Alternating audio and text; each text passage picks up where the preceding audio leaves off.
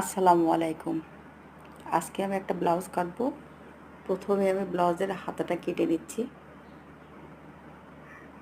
চিহ্ন করে নিচ্ছি। 3.5 ফোঁটা দিলাম উপরে, এখানে দিলাম 7। সামনে ব্লাউজের হাতের মোহরি হবে আপনার 10.5 ফোঁটা দিয়ে নিলাম।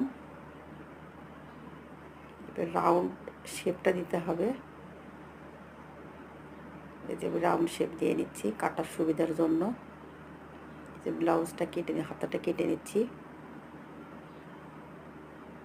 এবার পিছনটা কাটবো, রাউন্ড শেপটা কাটবো। রাউন্ড শেপটা কেটে দিচ্ছি। আসলে চিহ্ন করে নেওয়াটা সুবিধার জন্য ওটা দিয়ে নিচ্ছি। আমি এমনি পারি দেখানোর জন্য আপনাদের ওটা দিয়ে দিয়েছি। যে কেটে নিচ্ছি, কেটে নিলাম চিহ্ন করে নিয়ে যাতে ব্লাউজের বডির সাথে সুন্দরভাবে সেট করা যায়।